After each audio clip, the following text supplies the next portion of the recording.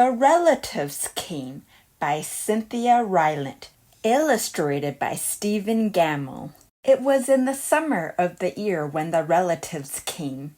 They came up from Virginia. They left when their grapes were nearly purple enough to pick, but not quite.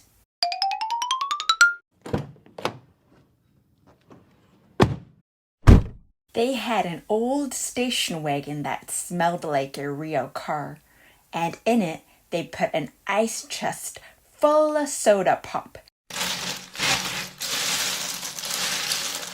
and some boxes of crackers and some bologna sandwiches, and up they came from Virginia. They left at 4 in the morning when it was still dark, before even the birds were awake. They drove all day long and into the night, and while they traveled along, they looked at the strange houses and different mountains, and they thought about their almost purple grapes back home. They thought about Virginia, but they thought about us too, waiting for them.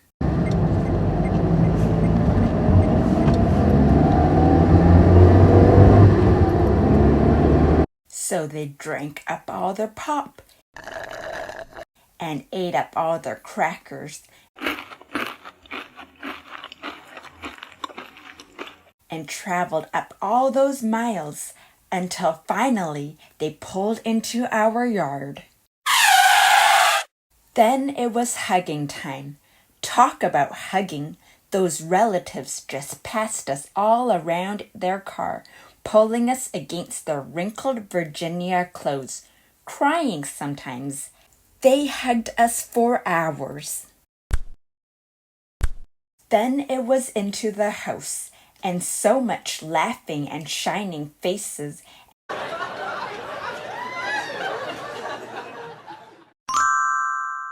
and hugging in the doorways. You'd have to go through at least 4 different hugs to get from the kitchen to the front room. Those relatives. And finally, after a big supper 2 or 3 times around, until we all got a turn at the table, there was quiet talk, and we were in 2s and 3s through the house.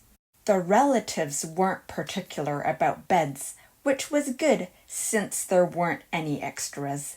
So a few squeezed in with us, and the rest slept on the floor, some with their arms thrown over the closest person, or some with an arm across one person and a leg across another. It was different going to sleep with all that new breathing in the house.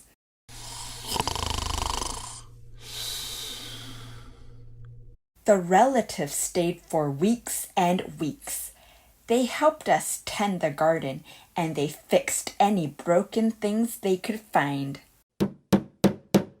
They ate up all our strawberries and melons, then promised we could eat up all their grapes and peaches when we came to Virginia. But none of us thought about Virginia much. We were so busy hugging and eating and breathing together.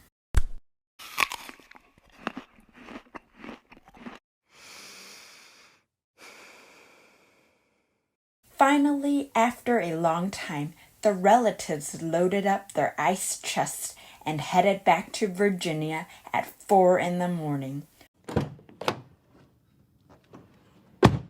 We stood there in our pajamas and waved them off in the dark. We watched the relatives disappear down the road.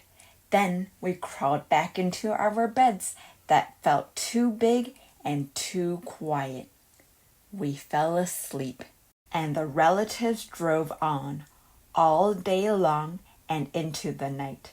And while they traveled along, they looked at the strange houses and different mountains, and they thought about their dark purple grapes waiting at home in Virginia. But they thought about us too, missing them, and they missed us.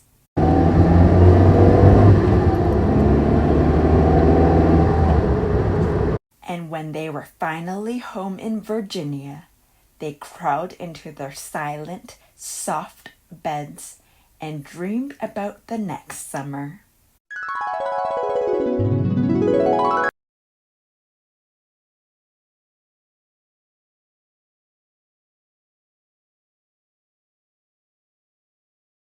The end.